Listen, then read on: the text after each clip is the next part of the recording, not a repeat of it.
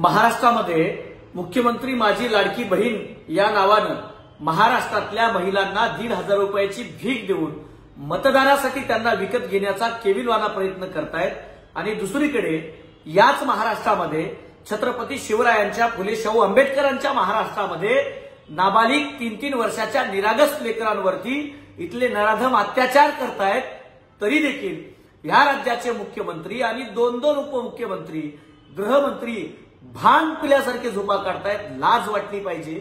या महाराष्ट्रामध्ये जर शिवरायांचा महाराष्ट्र फुले शाहू आंबेडकरांचा महाराष्ट्र म्हणून तुम्ही घेताय आणि दुसरीकडे चिमुकल्यांवरती अत्याचार केल्यावर त्यांची तक्रार नोंदवून घेत नाही, त्या चिमुकलीच्या मातेला 12-13 तास जी गर्भवती माता आहे त्या मातेला 12-13 तास पोलीस स्टेशनमध्ये भीक मागावी लागते पोलिसांना की माझ्या मुलीवरती अत्याचार झालाय, माझ्या मुलीवरती बलात्कार झालाय आणि तिची तक्रार घ्या, ही भीक मुलीला मागावी लागते। तरी देखील या राज्याचे देवेंद्र फडणवीस गृहमंत्री आहेत। या राज्याच्या गृहमंत्र्यांच्या नेतृत्वातलं हे गेंड्याच्या कातडीनं पांघरलेलं पोलिसांचं खातं तक्रार घेत नाही, कारण तसे गृहमंत्र्याचे कदाचित आदेश असतील की ज्या संस्थेमध्ये भारतीय जनता पक्षाचे लोक आहेत त्या संस्थेत काही होऊ द्या, मग मुलीचा अत्याचार बलात्कार झाला तरी चालेल, पण भारतीय जनता पक्षाच्या लोकांवरती गुन्हे दाखल होता कामा नये। त्या उलट तात्काळ बदलापूरच्या प्रकरणावरती ज्या पालकांनी नागरिकांनी बदलापूरमध्ये चिमुकलीवरती बलात्कार झाला, अत्याचार झाला म्हणून भावनांचा उद्रेक होऊन ज्यांनी निदर्शनं केली, ज्यांनी आंदोलन केलं, रेल्वे रोको केला, रस्ता रोको केला, त्या 300-350 लोकांवरती तुम्ही तात्काळ गुन्हे दाखल केले। आणि जिथं माता गर्भवती माता त्या मुलीची स्वतः म्हणतीये की माझ्या मुलीवरती अत्याचार झालाय, बलात्कार झालाय आणि तुम्ही गुन्हा दाखल करा, त्यावेळेला मात्र 12-13 तास त्यांची तक्रार नोंदवल्या जात नाही। महिला आयोगाला यावं लागतं, बाहेर लोकांना यावं लागतं, त्यावेळेला तुम्ही तक्रार दाखल करून घेता।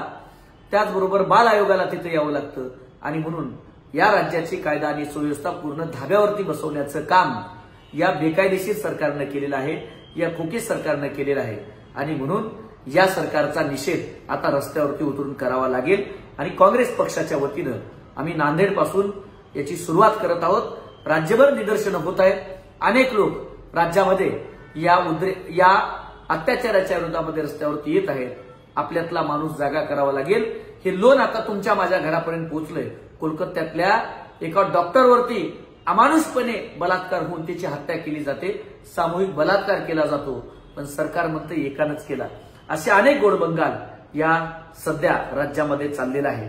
त्यामुळे महिलांचं एकच म्हणणं होतं काल बदलापूरमध्ये की आम्हाला लाडकी बहीण म्हणून 1,500 रुपये नकोय, तर या राज्यातल्या महिलांना सुरक्षा पाहिजे, आम्ही सरकारला भिकेमध्ये 1,500 रुपये द्यायला तयार आहोत, अशी सध्या या राज्यातल्या लोकांची म्हणणं आहे, मानसिकता आहे।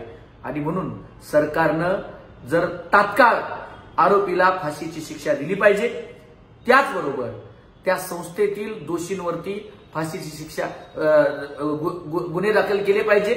ज्या पोलिसांनी 12 तास त्या मातेला पीडितेला तक्रार न नोंदवता तात्काळ पोलीस स्टेशनमध्ये ठेवलं, त्या बदलापूर पूर्वच्या पोलीस स्टेशनमधील कर्मचारी अधिकारी जे कोणी अथॉरिटी लोक असतील त्यांच्यावरती गुन्हे दाखल झाले पाहिजेत। आणि या कटात सहभागी असल्याबद्दल त्यांच्यावरती सुद्धा निलंबनाची आणि कायमस्वरूपी बडतर्फ करण्याची कारवाई झाली पाहिजे। युवक काँग्रेसच्या वतीनं मी मागणी करतो आणि रस्त्यावरती उतरूया। आता एकत्रित येऊन रस्त्यावर यावं लागेल, नाही तर आपली आई बहीण सुरक्षित नाहीये। सरकारची ही मानसिकता बदलण्यासाठी आपल्याला रस्त्यावरती यावं लागेल। इतकंच सांगतो, तुकोबा म्हणतात की तुका म्हणे आयशा नरा मोजूनी माराव्या पैजरा। आणि म्हणून आता सरकारला मोजून जोडे मारायची वेळ आलेली आहे। आपण रस्त्यावरती उतरूया आणि आया बहिणींच्या इज्जतीसाठी शिवरायांचं स्मरण करून एल्गार पुकारूया, माता भगिनींच्या रक्षणासाठी। धन्यवाद।